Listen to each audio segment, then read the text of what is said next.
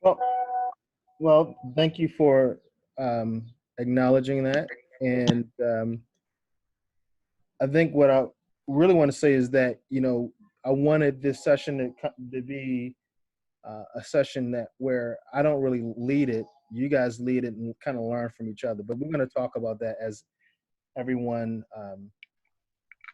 as everyone jumps on the call here. Yeah.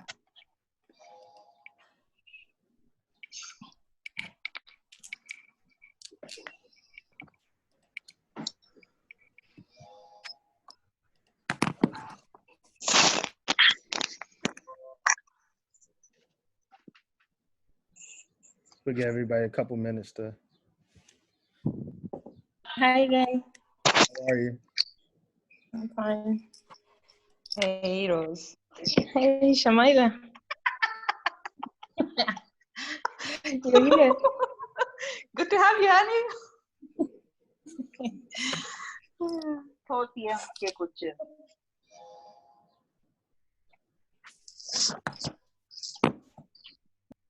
We'll let everyone log in before we get started.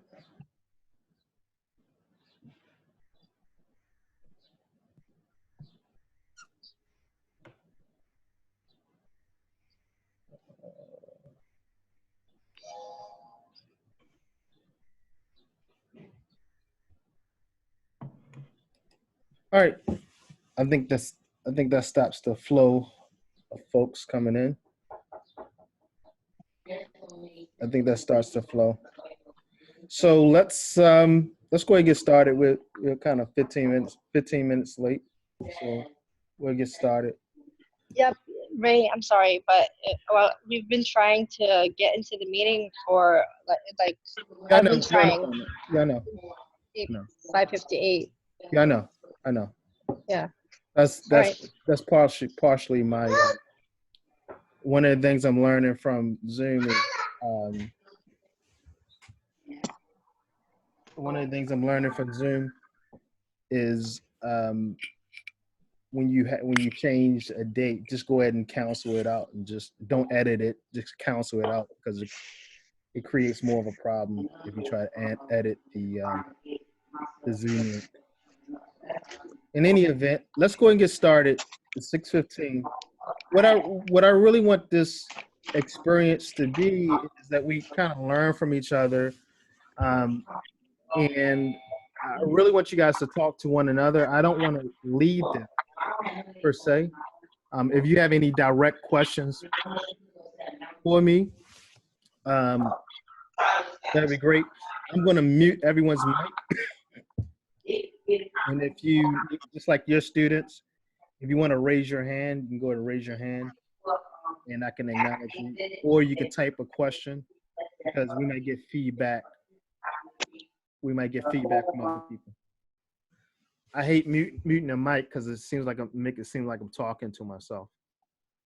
But it's better than having background noise. So what I really want everyone to do is kind of talk to each other. I don't make comments in the chat box. Talk to one another about micro teaching. Again, I'm not going to lecture here because that's not the point of this. I did that over the videos. But I do want to take about a minute, if I can, to talk about this micro teaching from the aspect of how it can develop your professional development program at your schools, at your individual schools. Everyone has, if you did a search or any research outside of my videos about micro teaching, one of the things that you will find is that different people have different perspectives on what micro teaching is, and that's okay. As I stated in the videos, micro teaching initially started as as an opportunity for new teachers to try out instructional delivery before they actually get in the classroom. and actually try it on their peers and do a level of peer-to-peer observation. Now, this is a very, very important concept because peer-to-peer observation is, in essence, real professional development. Professional development is not really someone standing in front of you and talking to you about a given topic.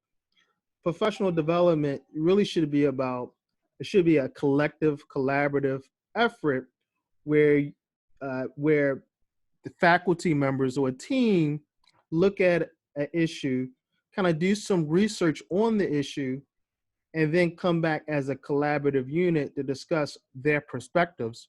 And as a result of that,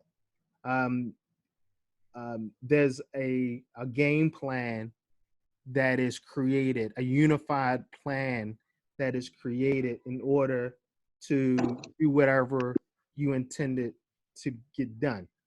So here in Saudi, a lot of times professional development is, in essence, someone standing in front of a group of teachers and lecturing.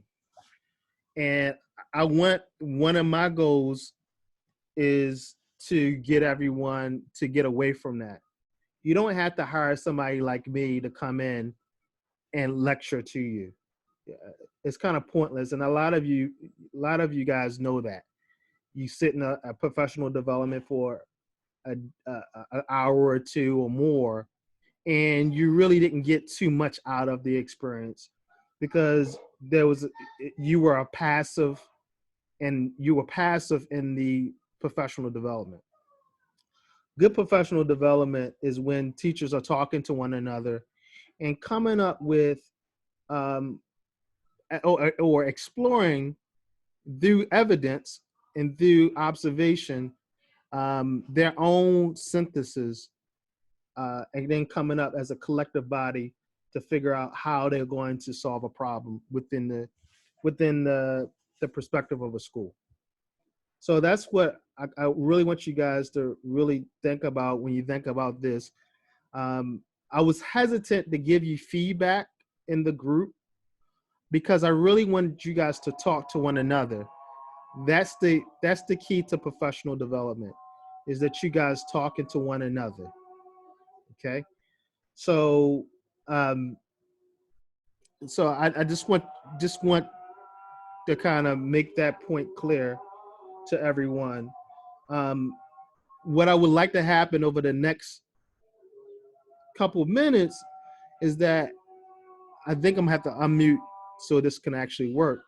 Is actually talk to you guys talk to one another about micro teaching and how it could be implemented not only as an individual lesson, but as an opportunity for professional development, where your particular department, grade level, or school, or district, or like if in the case of some of you guys you have many schools, so you guys have a school system. How can you develop your own professional development? You don't, in this digital world, you don't need Pearson. You don't need Ray Roberts. You don't need the British Council. There's a lot of information out there that you guys can synthesize for yourself, right? And so if you notice in my responses, that's why I initially wanted you guys to be objective in your responses, because I'm trying to get you guys in the mindset of giving feedback, okay, and giving constructive feedback. So that's why micro teaching is important, because that's how micro teaching was birthed. That's where it comes from, this idea of developing teachers. And it has a strong instructional purpose, right? The other point, looking at you guys' lesson plans and your videos, which I think were excellent, and I applaud everyone for creating your videos. Looking at your videos, I just want you guys to be mindful that micro teaching in the greater context should be looked at from a perspective of it's a lesson within a lesson, right? It's a mini lesson that you can use to build on a bigger part, right? So you can, if you want to do control practice out of it, or you want to start your warmer out of it, or it's a smaller lesson within the bigger context of a lesson, okay? It could be an isolated lesson, but you know, most of us have 45, 50-minute blocks of instructions. Some of you guys may have 90-minute block of instruction, probably very few people. So micro teaching is really designed to give specific information, or give the students an opportunity to practice a particular skill. All right. Another point I want to make is that that skill should build on other skills. So if you looked at the videos, the idea of teacher as planner, right? So you use micro teaching to build on another skill. Some of your responses, I put I+1, right? I+1. So you want to, so micro teaching is an opportunity to give a small bit of information, a little bit of information. So later on in the lesson, you're going to build on that bigger information. Because often what happens is we throw a lot of information at students at one time, right? And I saw that in some of you guys' lesson plans. Instead of just making sure that the student got the core context. And then from that, you can build a bigger lesson. But first, we have to make sure they get the core context. And that's going to look different in every subject, every class. It's going to look a little bit different, okay? But make sure that you're getting one bit of information. This is why it's so important to scope and sequence. This is so important to think about before you step in that classroom. What is your main objective? What outcomes do you really want to accomplish? Okay, that big outcome that you want, that one thing. So this is how I look at it. I might have 5 objectives that I want to hit in a lesson, but one of those objectives I really like. If they don't get the other 4, that's fine. But that one, I want them to be able to leave that classroom and got at least that one thing out of the lesson. It'd be great if they got all 5 things. That one objective, that one outcome, that one expected behavior, okay? And that is the one behavior that you want to micro teach. Because from that one behavior or that one skill, you can build on it, all right? So with that, I want to shut up and I want to let you guys talk about your thoughts about micro teaching, what you've learned in the past, what some of the information that I've given you, and how you might use it in the future. So with that, I'm going to open up the floor. I'm going to unmute everyone and let you guys talk to one another. And by the way, I am recording this, so you can have this recording for future reference. All right, everyone's unmuted, should be unmuted at this point. Does anyone want to start the conversation or start the conversation with a question? Danita? Well, mine is more like a comment. What I've learned from micro teaching is that if you have an observer that's coming in to see you, they may ask you, how would you use micro teaching to revisit or to rebuild a lesson? So you're basically taking like that smaller skill, that really small thing that they properly could have missed, maybe break down your classroom in half or in quarters and just work with that mini group. Not for long, but you're just really getting like the scaffolding and the pinpointment of that lesson. So with micro teaching, you're basically, even if it's just like a grammar point, you're getting right to the grit, to the heart of the lesson. You're doing that one instruction until they really get it, and then you could build on the other things. Right. Absolutely. Absolutely. And to the rest of your question, I found that when with my English language learners here at the university, sometimes you need to kind of like break them up into groups, especially if it's like a review lesson, or you're revisiting like a point that you've already done several lessons before. If you do the micro teaching, that's having them recollect what it is that you taught before, and then you could just go ahead on and build on to the next part or the next point of a larger lesson. Yeah. Any other comments?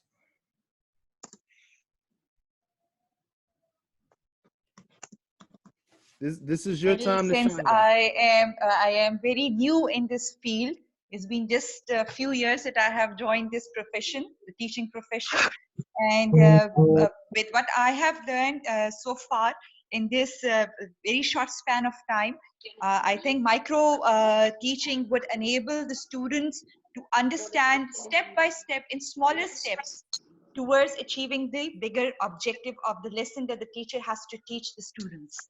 And by enabling the students to go into the nitty-gritty of the lesson that they will start into, they would be able to achieve more, understand more in a bigger picture. So smaller steps at a time in the beginning would lead to a bigger towards a bigger objective. This is what I think, and it would help the teachers to better differentiate between the weak students and the smart students. Absolutely. This is what my perspective is about this. Yep. So you make a great point that you can use micro teaching as a formative assessment, right?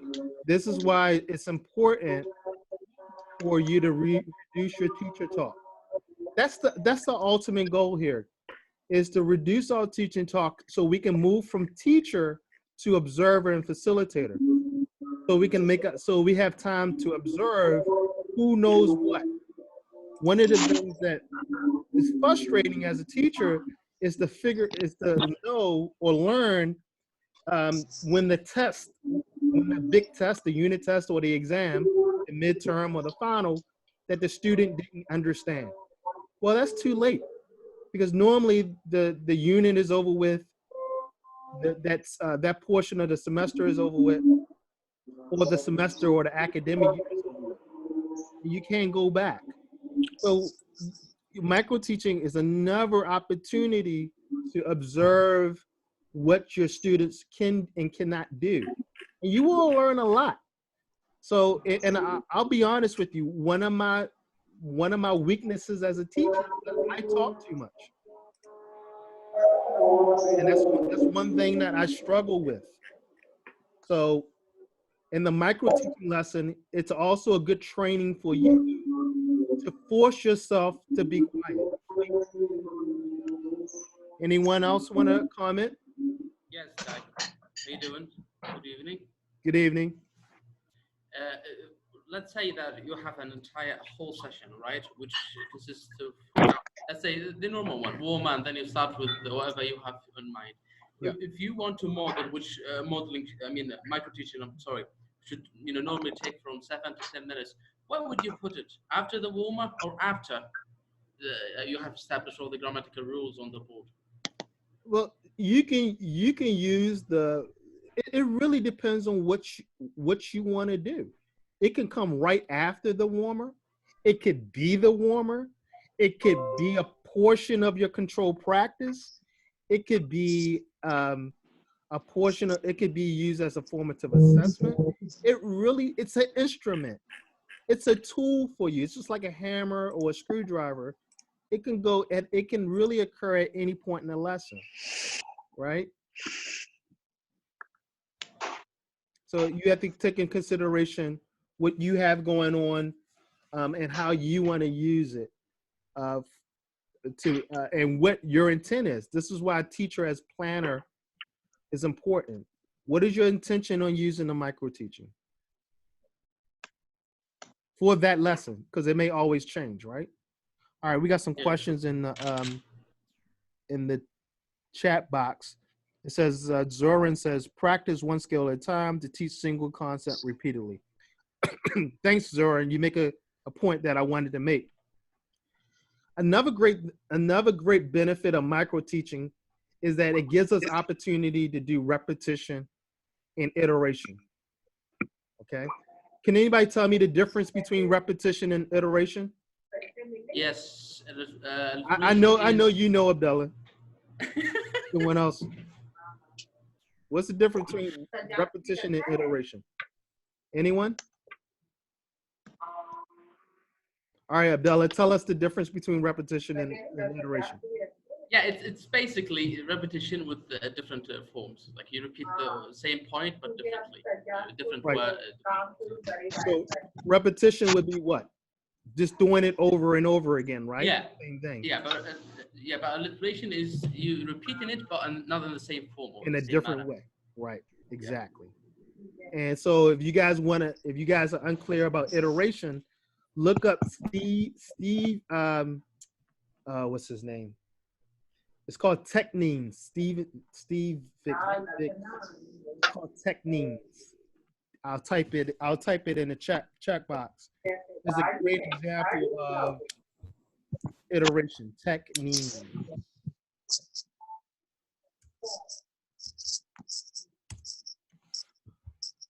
Any other? Okay, Martha has a question. Or a statement. I think micro teaching enables teachers to make sure the lesson is well received. It also targets the weak students in class. Yeah, I wouldn't say targets. It most definitely allows them to practice. It gives them opportunities to practice. It also gives them opportunities to see someone else do it. That's why it's very, very important that you model. Whatever you ask the students to do, you model it. And you should do it repetition. Can anybody tell me, and Abdullah, you don't answer, how many times should you model for a student? Anyone tell me? Amira says, no, don't say anything, Abdullah. Amira says 5. At least 3. Amira says It 5. depends. Well, to me, it depends how quick your students would understand. Yeah, If you same would to me. say them one time, the whole class understands. You would not be. If you don't have to repeat it again. But if you trick them and ask them questions indirectly, just to assess them whether they have understood or not, then you would be able to know whether you need to repeat what you are teaching or you have to move on. So how do you know whether they know? You would have to ask them different questions. You have to go around the lesson so then to assess whether the students have understood or not. Or maybe, Shamaila, maybe how they react during your modeling. Exactly. Yeah, how they react. Yeah, So- you have to model them. You have to model a question for them, and then you have to ask them whether they have understood the lesson or not, or the objective or not. So here's the thing. Normally, you don't have the time to ask students every time whether they know. So what we see as a standard practice is that we should model it at least 5 times. Can I Alright. add one thing that? Can I add At least one thing 5. that? Sorry, somebody's talking? Yes. I'm saying that maybe we've got a really important point, which is sorry. I'm gonna mute and then I'm gonna let. Yeah. All right, and then I'll unmute you, Abdullah. Go ahead. Yes, thank you. I think we have forgotten a really important point, which is once we, okay, we are doing it 5 times, but we have to do it in different tones. Isn't that right? Say that again. Yeah, once we have to model this 5 times, yeah, teacher. Yeah. But I think it's really important that if we can do it in different tones, like sometimes just sharp tone, so that it can stick really into the learner's mind. What do you think of that? Say that one more time because you kind of low for me. Yeah, no problem. I said that the teacher, the modeling teacher has to be 5 times, yes? Yes. But what I think is really important is that we do it each time differently with a different tone so that they can stick into the learner's head. Did you get that? It could be. You have to make that decision. You could do it over and over again, the same thing. It depends on where you are in the lesson, the level of your students. Some students are going to benefit from you just repeating it. And then the other times they need iteration. You have to decide when they need iteration and when they need repetition. That's you as the executor, the doer. Okay. Danita, you wanted to say something? Do the modeling the five times, but I put into the perspective of when you would do it. When you're doing the introduction to the lesson, so you're showing them what it is that you want done. When you do the guided practice, when you have some students, you're doing the actual which your objective with the students, what you're trying to get them to do, and then the independent practice, you'll go and you'll remodel again for them to practice it on their own. So that's at least the 3 times right there. Yeah, I'm just talking about for the micro teaching, for that one block of instruction. You want to at least try to do it 5 times. And then you're in essence, you're turning it over to the student at that point, because from that point it should be teacher student, right? And and then student teacher, and then student. So you're moving from from teacher as teacher to teacher as facilitator. Mr. Hassan says, so I have to model it again. I'm assuming if you feel like the students are not getting it, yes, model it again. Model. Our job as teachers is to give the students the answers.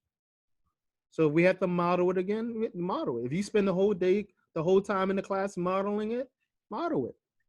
And that's what makes micro teaching very powerful, because again, you're reducing that one block of instruction to one skill. So don't ask them 3 or 4 questions. All right, ask them 1 question. All right, look at it from a different perspective. You can ask it different ways, right? You can ask that question different ways. Then make sure that will make it critical thinking, because now you're just not doing a knowledge type of question. You're asking them to think, so you're moving up Bloom's taxonomy. Exactly. All right. The key is to get them to practice. Okay. Any other questions? All right. I want to talk about another concept that I mentioned in the videos, which is cross-curricular learning. Does everyone understand what I mean by cross-curricular learning? Anyone? Let me unmute. And let them type. On cross-curricular learning. Anybody know what I mean by that? Yes. Anybody want to take a shot at it? I think that would be when we relate the subject matter, that when you connect between the subject you are teaching and the other subjects, for example, social studies or math or science, so you connect the skill or the information with something or another skill from that subject. It's learning and planning across the curriculum. I think it's with the theme and the curriculum that needs to be interconnected with each other. There you go. Anything else? I believe it's theme and the curriculum that goes interconnected with each other. So what's the most important element of cross curriculum? What's the most important element?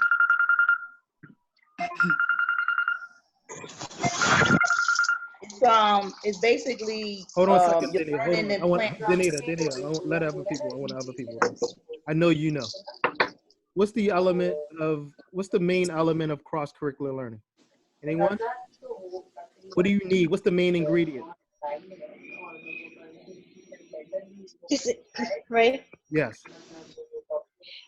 So basically, it makes, when you do cross-curricular learning, it makes it more meaningful to the students, and the material becomes more relevant.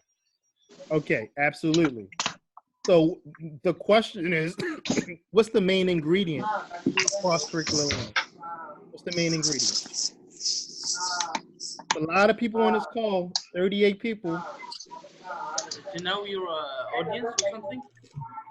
No, Not to know your audience. Well, yeah, that could be a part of it. Yeah. So what's the main ingredient? What's the main ingredient? To know your goal. No. Who has the goal makes the rule or something. No, no, the main ingredient, the main element. What do you need? The end receiver that are the students. What do you say, Shamila? Making sure that your objective have been received clearly to the receivers that are the students. Yep. Okay. You guys are telling me the outcome, but what's the ingredient you need for that to happen? It's an easy answer. It's not hard. To give students self-efficacy? No, you're giving me the result. I'm looking for the ingredient, the element. What do you need to have it happen? Don't teachers have to work, teachers of different subjects have to work together to make this happen? Thank you. Can you? Thank you. Who's that, Lena? Me. It's the interconnection of the subjects. See, it's all of my proteges are talking. So let me be clear. Since you guys, there was too much noise. I could not hear well. Yeah, the problem I'm having is if I mute the mic, then I don't know who's talking. If I leave it unmuted, then there's background. So whoever has background noise, please. Someone has people around them talking. Yeah. Yeah, if you don't have something to say, just mute yourself. And we'll just mute yourself. Unmute yourself. If you have background noise,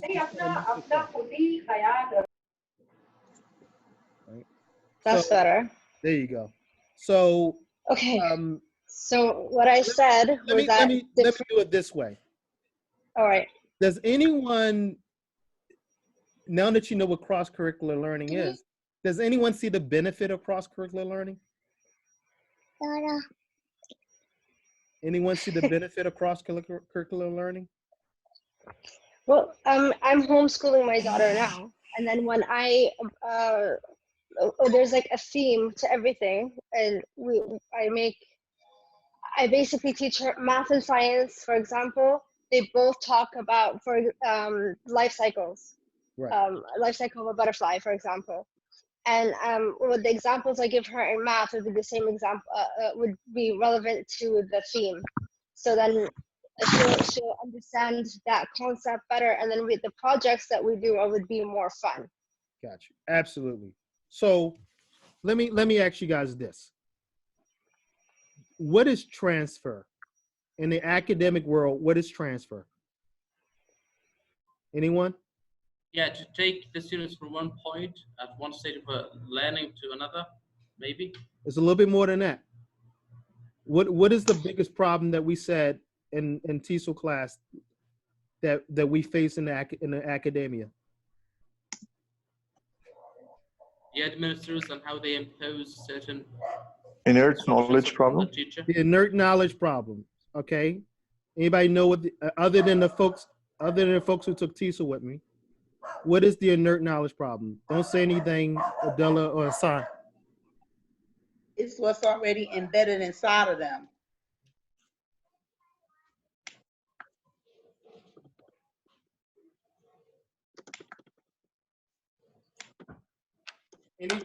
Can anybody tell me what the inert knowledge problem is? It's something that's already embedded inside of them. So they have to kind of like undo what they already know to get more knowledge that's being received to them. No. Hold on a second. Anyone know what the inert knowledge? Does anyone care? Well, wait, can I answer? Yeah, what's the inert knowledge problem? All right. So students are not able to apply knowledge into a new situation. And what happens is that all right, so Lena, it has a lot to do with Bloom's taxonomy. Lena, I don't want you to say anything. I don't want Danita to say anything. I don't want Abdullah to say anything. And I don't want Hassan to say anything. Okay. So, teachers, my teachers, Mr. Riaz teachers, tell me what transfer is and how does it relate to teaching? Because none of this makes sense if you don't understand this basic idea of transfer. None of it. So let's just deal with that. Let's still deal with the basics. right? We as teachers, we're concerned with transfer. What is transfer? And everyone may have a different definition. That's fine, but let's deal with that definition of transfer. Anyone? Mr. Arayat's teachers? What is transfer? Never heard of that. Never heard of transfer. It's from the receiver. That's fine. If you never heard of transfer, that's fine. That's why we're here.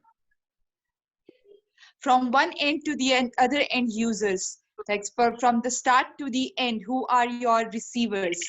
All right, say Transfer is from moving from A to B. So you're the teacher, you're transferring your skills to your students. Not quite. From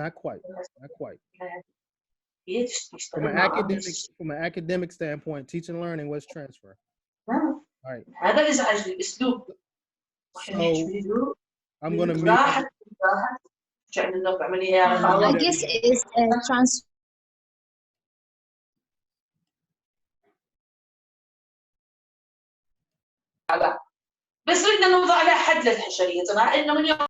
Okay, I'm going to mute everyone because somebody has some stuff going on in the background. All right. So transfer. Maybe we should have did a class on this first. All right. So there's two things that I'm going to share with you guys that I really want you to really consider. Okay. And that's just the idea of transfer. And I hope you guys are taking notes on this because this is in essence why we teach. Okay. And it deals with the inert knowledge problem. So I will start there. The inert knowledge problem, and you can look up Dr. Diane Lawson Freeman. Just Google her or YouTube her. She has several YouTube videos. She's a very, very powerful figure in the world of academia. Okay. And she deals a lot with ESL, language acquisition, and just teaching and learning in general. And she talks about something called chaos theory. All right. And if you're into science, you know a little bit about chaos theory. So she's created a theory of her own called complexity theory. Complexity theory. And from complexity theory, she's come up, or she has integrated the idea of the inert knowledge problem. And what the inert knowledge problem is when we give students information, but the students can't do anything with the information. It doesn't solve a problem for them. It doesn't solve any problem for them. And this is a big, big issue, especially in 2020. This is why you're finding in a lot of developed nations, a lot of students are not going to university, excuse me, because they have witnessed their parents with master's degrees and in some cases PhDs and bachelor's degrees who are unemployed, can't find work, can't pay the bills, can't pay the mortgage, can't send them to school, can't buy them the nice pair of tennis shoes they like. And they went through all of their life looking at their mothers and fathers and uncles and cousins and next door neighbors who had bachelor's degrees and master's degrees and PhDs, but weren't doing anything with it. Couldn't solve any problems with all those pieces of paper. This is the inert knowledge problem, all right? Is when we as educators give students information they can't do anything with. All right, this is a problem.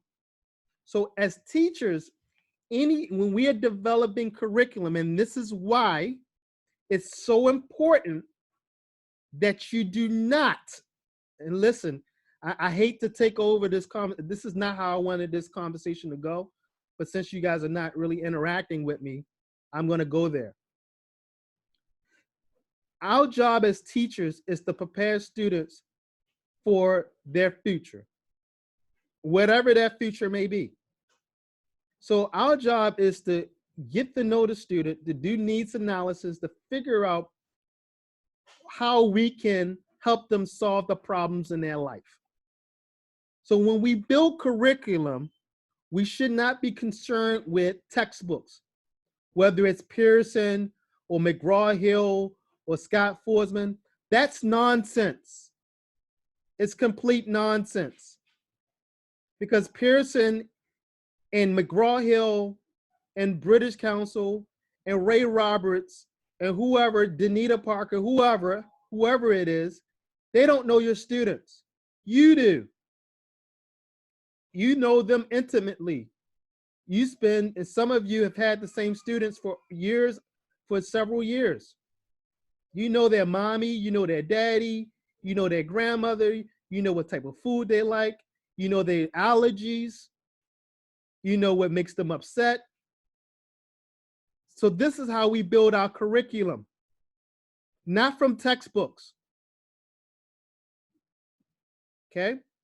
And when we know our students, we're able to help create curriculum that solves their problems. We can create curriculum that solves their problems. So now when we start to look at textbooks, we're looking at textbooks from the perspective of not whether it's American or British or Australian or whatever. We're looking at textbooks because we know Sarah has this type of issue, or we know Muhammad wants to be a neurosurgeon, or we know Makia, she wants to be, she wants to run a cosmetology business, or we know Danita wants to be a school counselor one day. We can select books and resources that help solve their problems. We know that Ray has a stuttering problem. We know that Abdullah, he has this type of concern. So we not only look for textbooks, but we look for resources and material and what we call response to interventions. And that's all the things we do outside of the classroom and in the classroom to help solve students' problems. Now, why do we want to do this? Not only so they can do whatever they want to do in life and help them solve solve problems in life, but mainly so they can experience transfer. So what is transfer? Transfer is when students are able to take amount of information that you give them, whether somebody wrote a lesson on organs, someone wrote a lesson on triangles, someone wrote a lesson on, I think Mr. Magaza wrote a lesson on washing your hands, or COVID-19, how not to get coronavirus. Transfer is when the student is able to take that information and synthesize it in a way where it's now a part of their is it Struck? Not Struck. I can't think of the author right now. I'll share the author with you later so you can read her book, where it can go into that student's long-term memory. It becomes a part of that student's experience and understanding. And that's what we want to do. So look at what you do for a second. Look at it as look at every student as a closet. Every student has a closet. Okay? In every class, you're trying to get your article of clothing that you're trying to sell the student into their closet. Okay? Now the only way it's going to get into their closet is if it is meaningful to them. This is why we need to create context. If it solves a problem for them, right? If they can relate to the information. So meaning, will they experience transfer at some point? So what we do, everything we do is to help the student experience transfer, where they take the information that we give them on a daily basis on the instructional day, combined with all the other inputs they get in the world, because you're not the only teacher. All right, they don't only just learn in the schoolhouse, they learn 24 hours a day, even when they sleep. And they're able to take all those inputs and create and synthesize, create something from it. So what we hope to do as professionals, as educators, is to give them good information, good, solid research, quality, high quality information, because some of the information they receive is not good. It's not high quality. That's why they go to school. That's why we send students to school, because school should be the place where they get high quality information. School is a place where they're able to practice. They're able to use their cognitive abilities to digest that information and practice it in a meaningful way where they won't get harmed. Because outside of the schoolhouse, they may get harmed with that information to a point where they eventually, or at a point, they eventually experience transfer. This is what makes a student, if you heard the term, lifelong learners. This is how they become lifelong learners. And the only way students become lifelong learners is if they're given information that can solve a problem that they have, and that will eventually go into their closet. See, a lot of times we give students information, it doesn't even get into their house, more or less their closet. All right, and then that closet, and what we mean by closet is the analogy that it's going to go into their long-term memory and not their short-term memory. Okay, students will learn information to pass the test. That's not learning. That's not transfer. We think that's transfer. That makes us feel good, but it's not transfer. This is why Bloom's taxonomy is so important, because it allows us to think about higher ordered thinking. The higher ordered the student can think, the more likely it goes into their long-term memory or their closet. So micro teaching allows you to start at square one, is the introduction, and says, hey, look, this bit of information is important. So let's talk about what this is, and I'm going to give you the opportunity to explore it. But we're just going to get a basic understanding of what it is. And then later on in the lesson, they can do other things with it. They can expand from it. They can play with it more, all right? But micro teaching is to make sure they have a basic working knowledge of the core, what we call in ESL, we call it core dialogue, the core information that you want to teach, so they can experience transfer. And this transfer is being able to use the knowledge that you give them in another way. So we were talking about cross-curricular learning. Cross-curricular learning enhances the possibilities for transfer. Because now what you're able to do, and the question that I initially asked was, excuse me.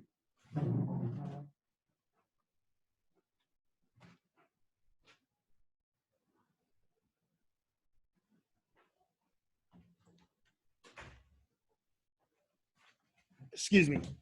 The question I initially asked was, what is the element for the main element for transfer? The main element, and Lena answered the question. The main element for transfer is collaboration. You have to talk to one another. You cannot be afraid to talk to one another. If you don't know, say, I don't know. It's okay. I think Martha or Rose said, I don't know what transfer is. That's fine. We'll start there. Okay? But don't be an ostrich and just stick your head in the sand and just kind of go about your day.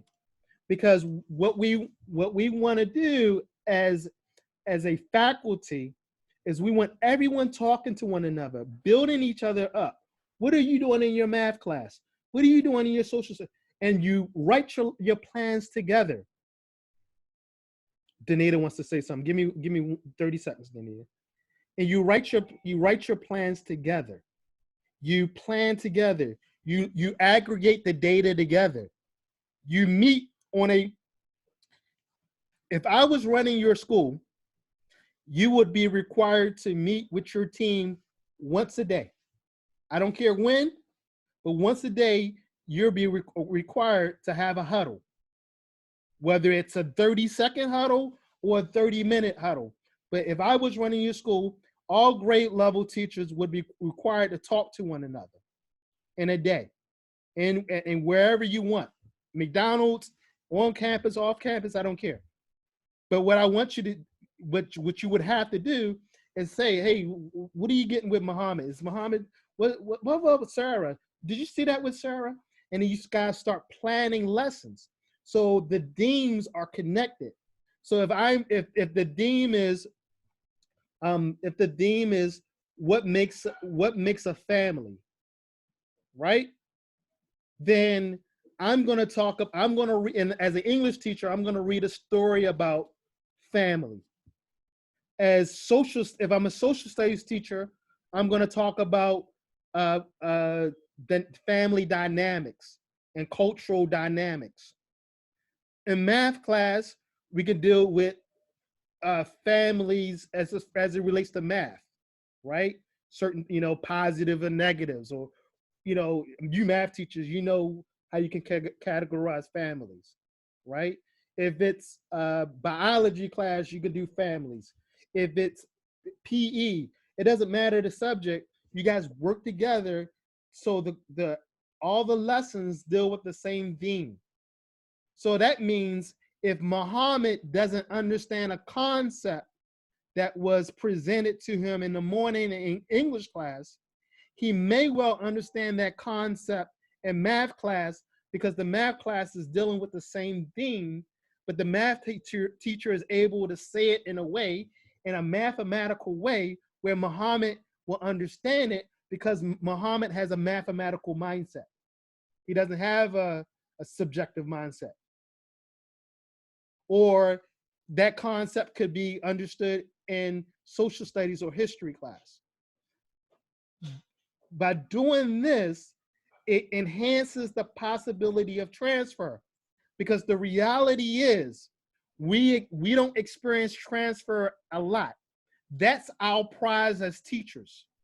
And often as teachers, we don't get to see it, because sometimes the student doesn't realize, or they call it eureka, right? They don't have that eureka moment until after they're not in your class anymore, after the school year. They go, oh, that's what Miss Danita was talking about. That's what Miss Rose was talking about. Or that's what Miss Sally was talking about. That's what Miss Martha was talking about. Oh, I get it now. But you're sitting there thinking, man, Sarah never understood it. And she did. She understood it a year later. And she's in another side of the world because she was able to use all the inputs she received since the time that you presented that lesson, and she connected the dots. Okay, we would like for students to experience transfer with us, but that's not the case often. Dr. Diane Lawson Freeman, students do not learn because we teach. Steve Willis, and what they learn is not necessarily what was taught.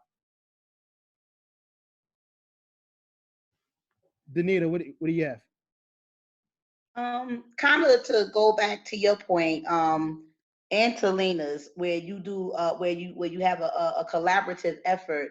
What we used to do back at my old district, and it took some time to do, and you have to kind of know what it looks like.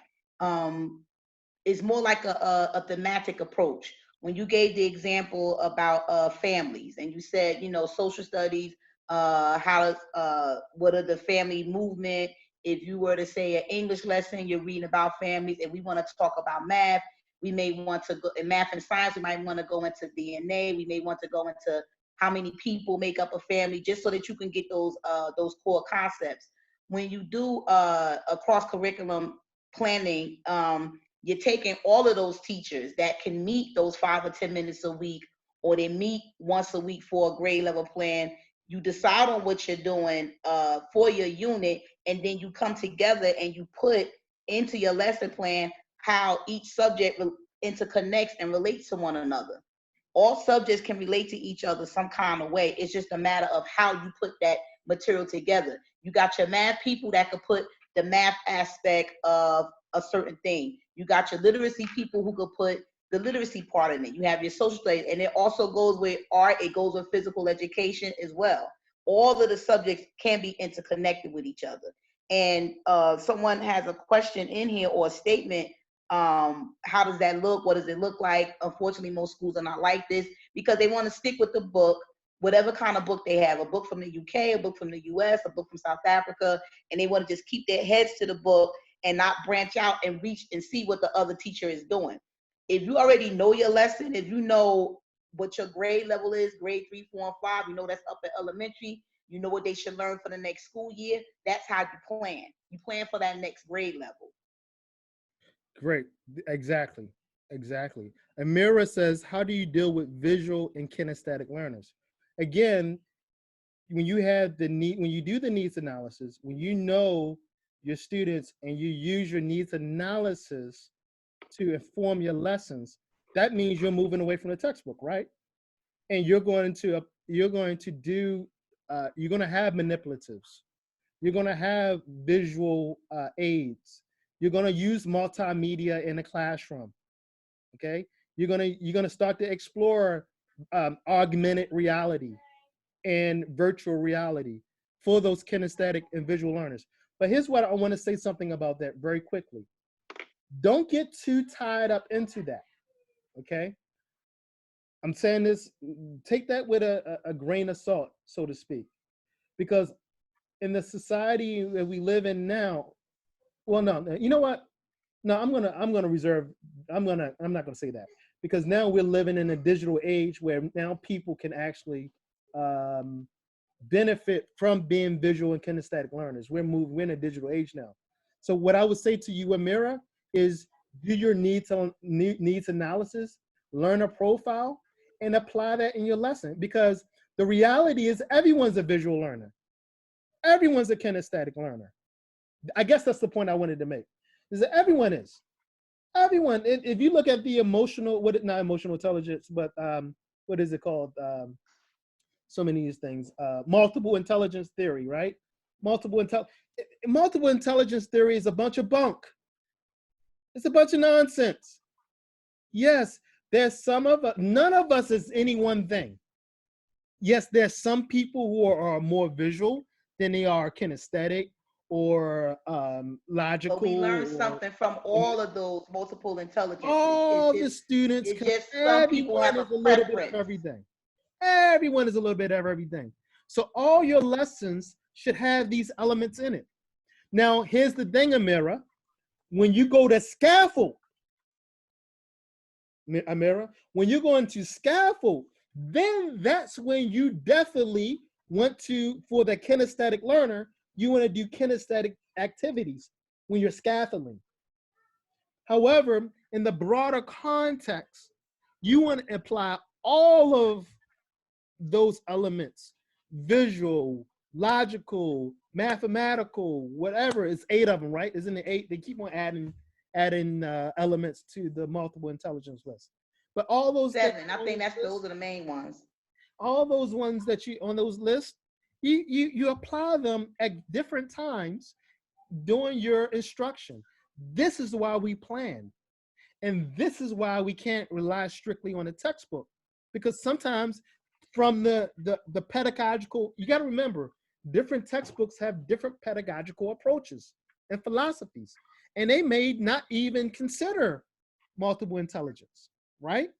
So this is why I beg you, talk to your team, look at it from a cross-curricular approach, talk to your people as much as you can. once a day. If you can't find once a time, at least once a week.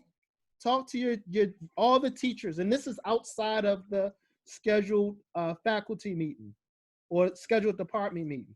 This is an informal meeting, okay? And the boss shouldn't be there, okay? You guys should be able to talk to one another without the boss there to serve the needs of your students. Think about it like this. Think about it like a hospital, okay? How often do doctors and nurses talk to each other about patients? Do they only do it once a month? Do they only do it once a week? No, they do it as much as they need to do it, and they consult with other specialists to solve the needs of that patient. We should act just like doctors because we are. We're scientists. You are a scientist. You're not a teacher. We're experimenting on these students. You know why? Because we don't know what really controls teaching. We don't know we really don't know how students learn. The literature tells us this. We have no clue. It's all a guess. They're best practices, but it's all a guess. So that means we have to aggregate data. We need to collect data, and we need to make sure that our actions are informed by that data. And you can only do that if you're talking to one another and you're doing it on in a consistent basis. Are there any other questions here? I see a lot of messages. Integration of skills, unfortunately not practicing. Yes, Shamila, a lot of this stuff is not practiced in a lot of schools. Exactly. Teacher plans a short lesson. Teresa, teacher plans a short lesson, teachers in a group of 3, da, da, da. Yes, that's micro teaching. Wouldn't it be great if teachers agree with that? That's true. Teresa, what could be the advantages and disadvantages of using a micro teaching approach? Sometimes the disadvantages, good question, Teresa. The disadvantages of doing micro teaching is that it may be too simple. Okay, or students may become disinterested if they already know the information. So that's why it's very, very important before you micro teach is that you gauge what they already know, the prior knowledge. Because if they already know what you're micro teaching, it's going to be boring, and that means you did not do a good job in profiling, making sure what the student's prior knowledge is. Remember, I+1. I mentioned it in a couple people's feedback. I+1. The information the students already know, and then you add one more bit of information. That's the advantage of micro teaching. And that's how you should always plan your lessons, adding bit by bit, one at a time. Let's see. Mr. Hassan, in my point of view, micro teaching is the audience of micro teachers. Micro teaching are teachers, and macro teaching are the students. I'm not sure what you mean by that. You can kind of, I'm not sure what you mean by that. This is a part of this says, go ahead.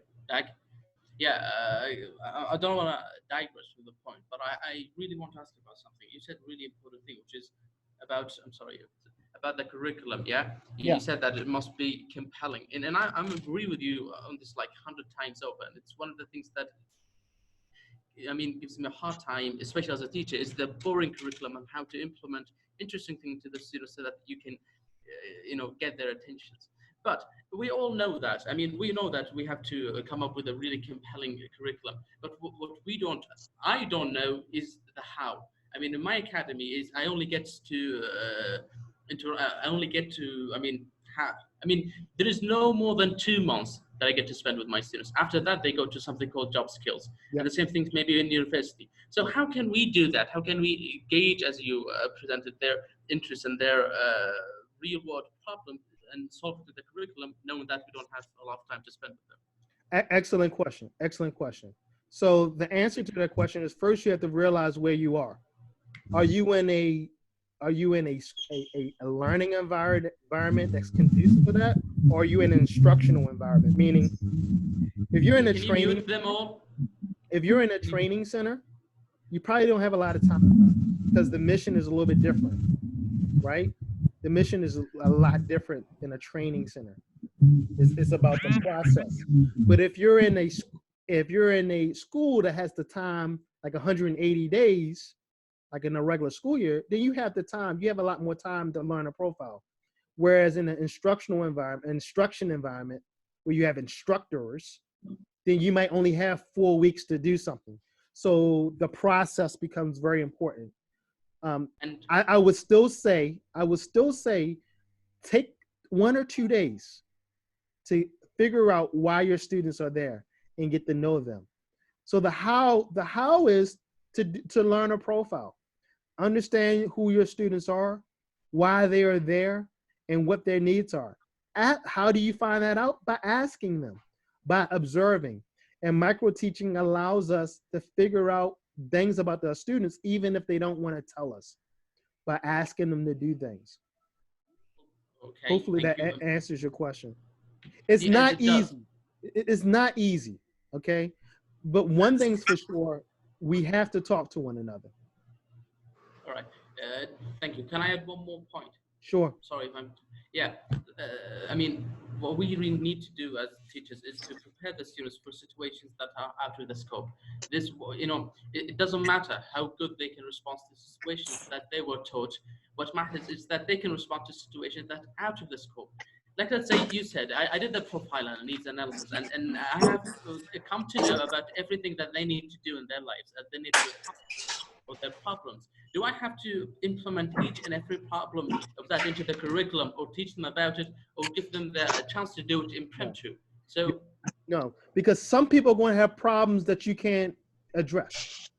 You're not, listen, you're not Superman. None of us are superheroes. All right, somebody in one of my other groups said they came up with a meme about teachers are superhero powers. No, get that out of your mind. Get this out of your mind. You're not a superhero. You're a human being. You're a scientist. And you have to look at observable, objective facts in order to deduce how the best approach to do something. And sometimes you're going to be wrong. I'm not always right. In fact, I don't know how much I might be more wrong than I am right. I don't know. We're scientists.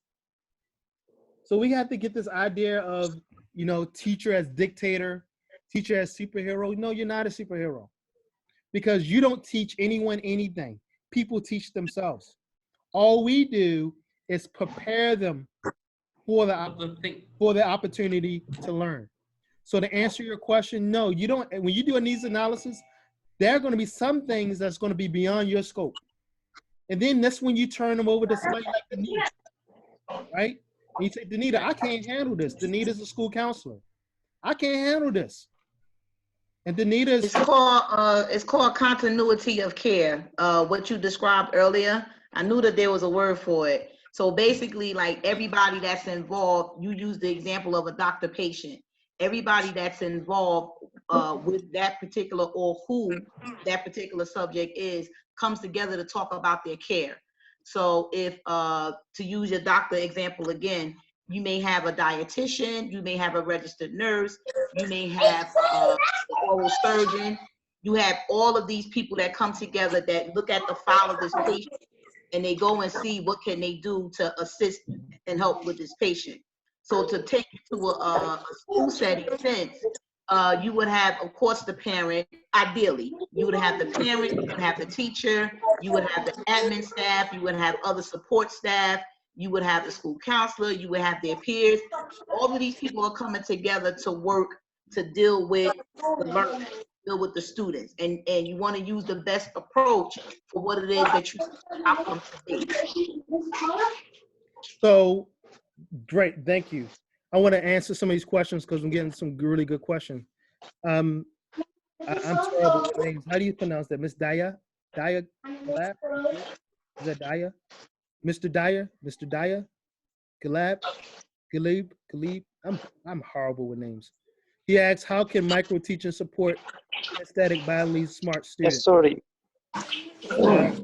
It's just showing sports videos enough.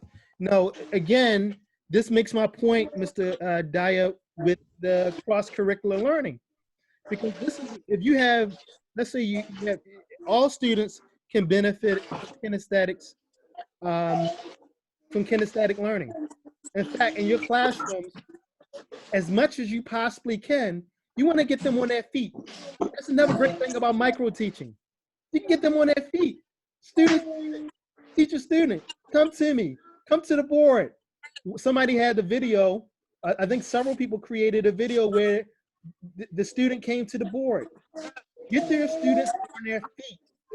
Get this idea of traditional learning where the students are passive, sitting in their chairs politely and quiet. No, we need chaos in the classroom. We need noise. We need students moving around. It's just that chaos and that noise needs to be organized and constructive. So yes, you can, for students who are bodily smart, as you put it, no, showing video is not enough. In fact, I don't think that's sufficient at all. Get them on their feet. Use manipulatives. Bring them to the board. Have them work with their hands. Have them work with their feet. Talk to the PE teacher and see if the PE teacher can integrate some of the skills and domains that you're trying to teach in the PE class and other classes. If you're doing robotics, some of you guys may have robotics class. Talk to the robotics teacher. Say, hey, look, let's try to implement this skill in your robotics class, okay? And remember, all students can benefit from this, not just the students who are kinesthetic or bodily smart. Rose says, well, Mr. Ray, you know, we got to work on the syllabus. We don't have time to micro teach and do all this nonsense. We got pacing. Our bosses are gonna get mad at us if we move behind the syllabus. Well, Rose, I think you know my position on this, Rose. Adela, all right, no, nobody say anything who knows me. I was just What's about to do what's the golden rule? Can anybody tell me the golden rule? Can I? No. Can anybody Me, can I tell you? Who's that, Lena? Yeah. No. Can anybody tell me Why? the golden rule? Because you know already. Can anybody tell me the golden rule? Anyone? Other than the people I know? What's the golden rule? And this is important. The golden rule is he who has the gold makes the rule. Okay? What we're talking about is good pedagogy. What we're talking about is good teaching and learning. Some of you work in environments where you cannot implement this. And I'm sad for you and your students. However, you can be a part of change. Don't be docile. Don't just stick your head in the ground like an ostrich. Show your bosses, show the owners the literature and the research. Say, hey, look, talk to them. Hey, that's the only way we're going to get better at this stuff. Think about the philosophers. The only reason we're at this stage now in teaching and learning is because people said enough is enough. That's why in video 2, I talked to you about the revolution in teaching. There was a revolution in teaching in the 60s, 70s, where people said enough is enough. Enough of this teacher as God and this whole dictatorship and passive learning. It doesn't work. It doesn't work. So I ask you, are you willing to fight for your students? Do you love your students? And if you love your students, you tell any teacher or any boss who says, hey, I want you to work on pacing. I just want you to use the textbook and just the lesson. You tell them that's not good pedagogy. And you show them the research. And you give them solutions. The key here is you got to give people solutions. Solutions that is feasible. That means you have to become an expert. You have to become a master teacher. That means you have to be able to what? M-word, model. Don't ever go to your bosses complaining. Always provide solutions to your bosses. Okay? Because But you know what? I've been doing. the reason why they are the way they are is because everybody's complaining at them. Your bosses get complaints all day long. Complaints from the ministry, complaints from parents, complaints from students, complaints from teachers. So what happens is they get into a mindset where they say they take the easiest road out because they're just trying to get through the day. It's what we call firefighter management. Help your bosses out. Take that off their plate. Take pedagogy off their plate. Be so smart of a staff where your bosses say, my teachers got that. I don't have to worry about that. I don't get into teachers' business. But what happens is, and I'm sorry if I'm being rough on teachers, but what happens is we have so many weak teachers that the bosses have to become teachers. So when the bosses become teachers, they're going to give you the easiest way out. And what that is going to do is going to affect the teaching and learning process because the teachers are weak. This is a result of not having qualified teachers in the classroom. And I'm sorry, but that's the truth. Because in America, and I'm not saying America is the greatest school system in the world because it's not, but America does some things right. And what you will find in America is most principals, and Danita back me up if I'm wrong, most principals don't get into teaching and learning. They don't. They weren't about keeping the building running. They weren't about managing the building, but they already have and have entrusted their teachers to go in there and instruct. They know that the teacher is going to go in there and get done what needs to get done, and there's no push-pull on it. The principal's job is to manage and keep everything in control. They already know that their teachers are solid with the pedagogy that they need for that classroom. So micro teaching could occur every day, every lesson. It could occur once a week. Your principals know you're going to go in there and do what you need to do to get your class where it needs to be. And so just understand, if you get together, and it goes back to when I said initially, if you collaborate and you guys work as one, on the grade level, as elementary level, the intermediate, if you guys work at one, if you guys create a master plan, if you guys create a yearly plan, unit plans, and you don't wait. This is one of the reasons why more people are driving towards homeschooling their kids. You know, as for me, next year my daughter is being homeschooled because of this, because of the golden rules. If you guys create plans and a plan for your bosses before the school year starts, then what you'll find is they'll give you more autonomy to do your work. So hopefully that answers your question, Rose. I want to kind of wind this down because it's at 7:30 now. Does anyone have any other questions that you want to ask me directly? Anyone have any questions about micro? Ray, one thing that I would really need to understand this whole thing after this whole discussion that has been going on. One thing that I don't understand is the higher level. They need to change their mindset about this micro teaching, because they give you a certain syllabus and they ask you to finish it within this time period. Now the parents would also require, look, give our students, you're not giving our students a lot of homework, or you're giving our students a lot of homework, one way or the other. How will we be able to integrate this when the management does not allow the teacher to do her best or to do his best? Because they don't realize that every student has different caliber, different absorption level. So we have two options, right? We have two options. Number one, I don't want to work for an organization. Like personally, I would never work for an organization like that. Never, ever. But see, we have a problem. And that problem is people have to pay their bills. So people sacrifice student learning for paying your bills. People sacrifice student learning for going on vacation. People sacrifice student learning for feeding your family. And this is the problem that we have.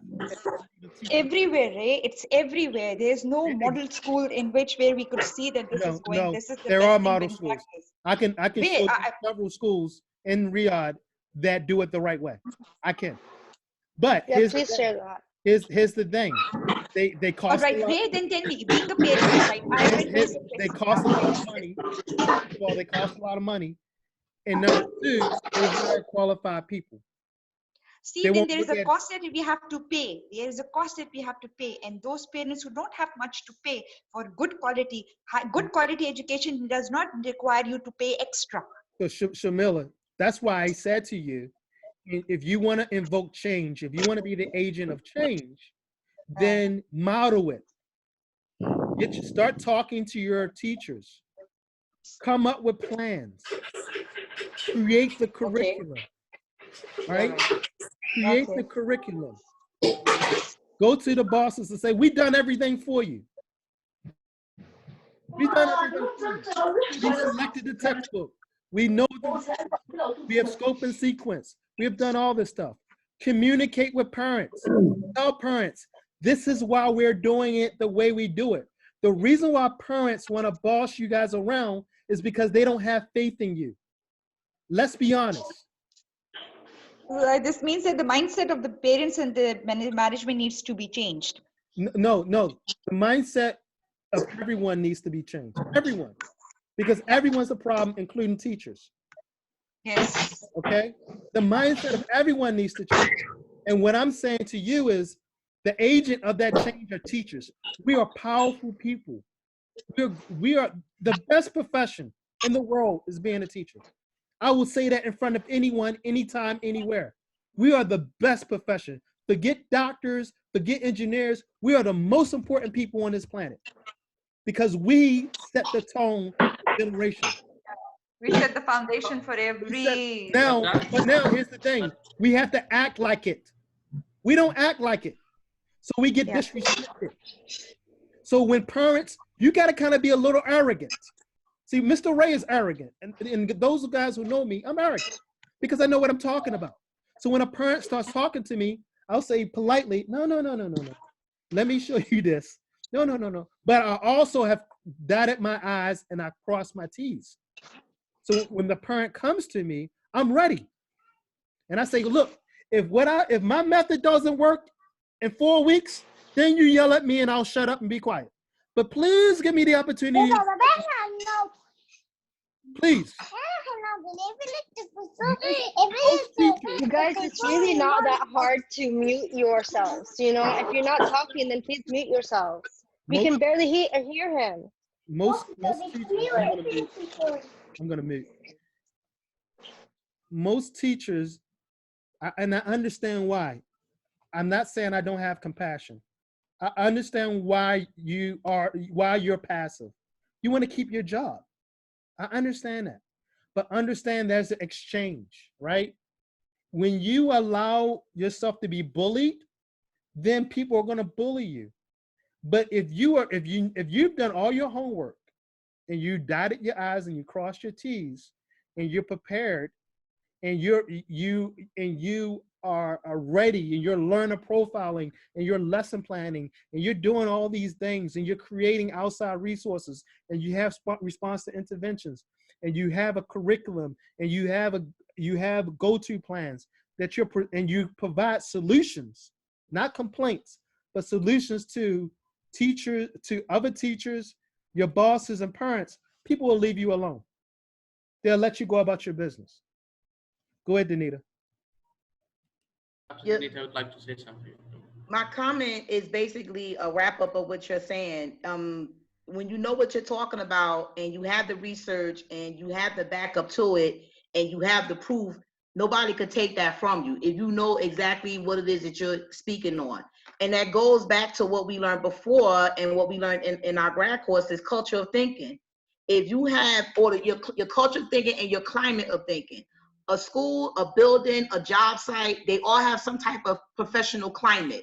If you have the climate of, okay, the parents come in, they bully, then that means that the admin staff and the teachers have to have a collective line to say, hey, This is what we're going to do. This is what gets done. You don't like it? Okay, we need your money, but we don't need your money. And that's how you build up your climate at your school. What are your standards? You stick to those standards, and the teachers and the admin staff, they follow those standards and they stick together. Parents are going to see where they can manipulate and when they can maneuver. But if you already have, if a building starts to put that in their head that we have to work together, we have to make sure that this is our standard, we're not going to waver from it, and we have those teachers that can stick to that standard, that's what we need. Now, it's going to take some time for that. People don't see that, but and they don't know exactly what it looks like. There's a building climate everywhere. It could be a good climate, it could be a not so good climate. It's up to those individuals to change that climate. Right. So it's 7:40. I know. Yeah, we got to wrap it up. I want to answer a couple of questions quickly. Martha, how does micro teaching work in a school that has a different culture? It may not work, Martha. He who has the goal makes the rules. You have to decide whether you want to be in that type of environment. Let's see what else. You know what you need to do for your classrooms. Abdullah, he who has the goal makes the rules, 100%. Parents also believe in books, right? So yeah, parents also believe in books because that's how they were taught. Okay, that's how it was tangible for them. So parents are only reverting back to what they know. Okay, if you learn how to swing a golf club the wrong way, then that's how you're going to swing the golf club, and that's how you're going to teach other people to swing a golf club. That doesn't make it right. Okay, we have to move towards student-driven learning, and there are a lot of problem-based learning, and there's a lot of and that requires time, and it doesn't require pacing. And yes, I admit to you, schools are concerned about profitability. They want to treat it as if it's teaching and learning is like McDonald's, where you drive up to the kiosk and you order a Big Mac, and 30 seconds later you get the Big Mac. It doesn't work like that in teaching and learning. You have to decide as a professional whether you want to work in those environments. If those environments are not conducive to best practices, then you know where you're working. You have to face where you're working. It is very important. Samira says it's very important to point to love them. You will do your best to give them what they need. Absolutely. I would agree. If you feel compassionate about your students and you care about them, you will make the best decisions for them. Absolutely, Samira. Haja, the one issues also can solve it. Someone needs to meet the mind. Our manager is like this. Alhamdulillah. The system is weak. Yep. Parents will say, I'm just looking for questions. Oh, what is the meaning of I+1? Great question, Yasmin. The meaning of I+1 is you start with the student's previous knowledge, and then you add one more bit of information on top of that. Simple information. That's how you know when you need to micro teach. Okay? That's why micro teaching often works best in small groups. Okay? So you might, depending on how your setup is, you might want to micro teach the smaller groups, but you start with what the student already knows, and then you add one more bit of information. So that means you need to do what? You need to do formative assessments to figure out what the students don't do and do not know. That's why when you start a unit, here's you take notes on this. When you start a unit, you should always do a pre-test. Now, a pre-test doesn't need to be paper and pencil, but it needs to be some type of formative assessment to figure out what the students know about the subject matter you're about to teach. So hopefully that helps you out, Yasmin. That's what I+1 is. I is the information the student already knows, and 1 is the bit of information you're going to give the student to increase their knowledge. Danita, HS, yes, pay a heavy amount for them and have the management give extra worksheets, but they also have the mentality of giving extra worksheets without realizing that the extra support is in those books. They have to stop material. I'm not sure what you mean. I think you mean just by giving, extra work doesn't mean students want to learn. I think that's what you mean by that. Hajar, that's my point, to mention parents, professional standards. Someone needs to mute the mic, know the stand, agree with Danita. Danita, number of students in classroom matters. Yes, Diana, you're right. The number of students in the classroom matters. How many people have gone to a job interview and asked, what is your maximum number of students you have in the classroom? Can anybody tell me what the research says about the maximum number of students? What's the ideal number of students you should have in your class? Anyone? What does the literature say? Can anyone tell me? 15. Anyone else? What's Am I wrong? No, I'm just trying to get, I'm collecting the data, Lena, collecting the data. Anyone else? Anyone else? See, you see how everyone's passive? We won't grow if we won't talk to each other.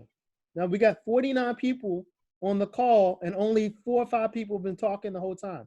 You could talk through in the chat. The numbers go from like 10 to 20, maybe between 10 and 20. Those are the answers. Yeah, so yeah, Okay, Lena's like 10 right. to 12. 12 to 12, actually. Lena's right. You want to be around 12 to 15. That's the ideal number of students you want in your class. But unfortunately, because the schools want to make money, now education has become a money-making business. So that's why they want to bring in more and more students, not realizing how the teacher is going to give information to the students according to the caliber. So that's the major problem that we are facing these days. So, and it's better to learn language in language centers, like, for example, Berlitz, a language center. I don't know if you guys heard it. The maximum number of students in that institute is always from 10 to 15 to 13 maximum. Yeah, they don't have, because that's what the research says. Shamila, the reality is that's the environment that you're working in. You're working in an environment where education is monetized. So unfortunately, that's it. This is an environment where education is monetized. And you're going to have challenges. Yeah, but what exacerbates the situation is that actually now teachers, being a teacher is the profession in which everyone tends to, when their dream job is shot before them. Let's say, in other words, if you can't be a pilot or a doctor, you can just simply be a teacher, which brings a really bad image about education. It's a big problem all over the world. It's a big problem. It's a problem that we have. I need to wrap this up. Okay, 10, 20. 20 is a little too much, but you can, listen, I'm going to wrap it up like this because we can go all day. I would love for you guys to research Maria Montessori. Okay? Montessori school. You might have heard of Montessori schools. But don't worry about learning her method. Learn about her life. So inspiring. And once you read Maria Montessori's life and all the struggles she had to deal in her life and all that she accomplished in the world of teaching and learning, you have no excuse. We have no excuse.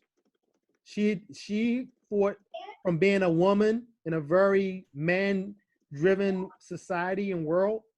She was the first PhD in Italy, female PhD in Italy. And she had to overcome those barriers by fighting. She fought. She fought for students. She fought against a mentality. Read up on Maria Montessori as a sense of motivation. I will end on this note. You guys can always ask me questions at any time. I'm here to support you. Hopefully, for those guys who work under Mr. Raed, feel free to message me anytime. Join that Facebook teaching group. I put a lot of my articles and other articles in that group so you guys can learn. And the only thing I really want to take away from this is talk to one another. Talk to each other. Be the planner, be the thinker, be the reflector, and be the collaborator as a teacher. If you have any other questions, you can WhatsApp me.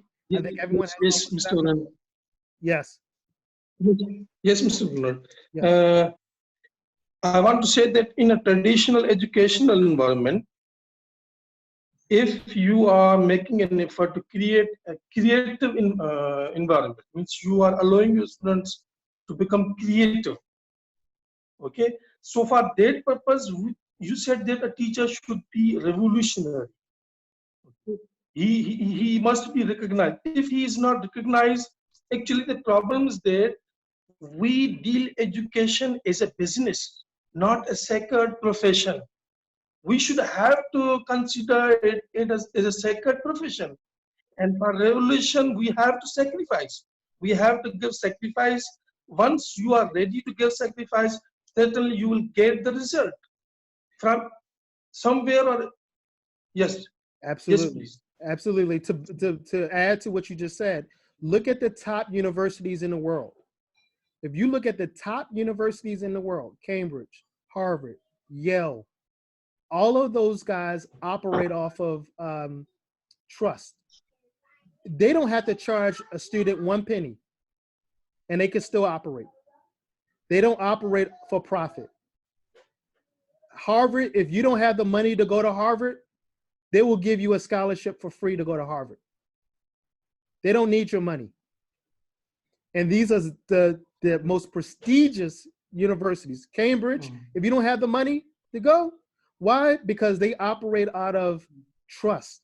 They have so much money because whoever started Cambridge, whoever started Harvard, whoever started Princeton, whoever started MIT, they gave them so much money, and that money was so well invested that for the next 100 years, not one student has to pay 1 dime. So they get to focus on quality. They get to focus on transfer. They get to focus on creativity. They get to focus on higher order thinking, not about who's whether a student pays the tuition or not. So it doesn't become a business. So understand that you're in a business climate. That doesn't mean you cannot perform. Be Maria Montessori. And with that, I have to say bye-bye because we're running way late. If you have any questions, you can take it offline. Thank you, everyone. As far as your electronic certificates, please make sure that I have your name. You can private message me your name. If in fact if you're on this call, and I'll know who's on this call because I'm recording this, and you sent in a lesson plan or video, you qualify for a certificate. All right, and I'll have those certificates out to you by next week. So Thank you, Ray, for your time. I'll make sure I get your full name and your email address so I can email you a certificate. Thank you, everyone, for your time. Thank you, Ray. Have a good weekend and a blessed Ramadan, everyone. Thank you. Ramadan Mubarak. Ramadan Mubarak. Thank you. Ramadan Mubarak. Thanks. Thanks. Thank you. Thank you. Thank you, Ray. Thank you. Ramadan Mubarak, everybody. Ramadan Mubarak. Okay. Thanks a lot. Ramadan. Thank you so much, Mr. A. You're welcome. And Ms. Danita also for writing, typing all those things. Thank you so problem. I will record this so you guys can review this information. Thank you.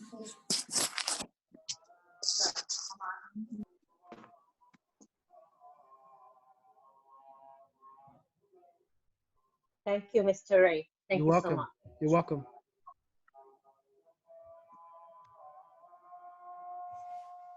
Thank you, Dak. You're welcome. Thank you so much. And I do have a question. Yeah. If I don't, if I'm not able to conduct a video, which in that case I wanted to do it today, but I wasn't able to do so. Can I just make do with just a lesson plan? Yes, or it was either or. Either or, the lesson plan. Some people did both, but either or. Okay, nice. Cheers. Bye, Dak. All right. Take care. All right. Thank you. Thank you. Thank you.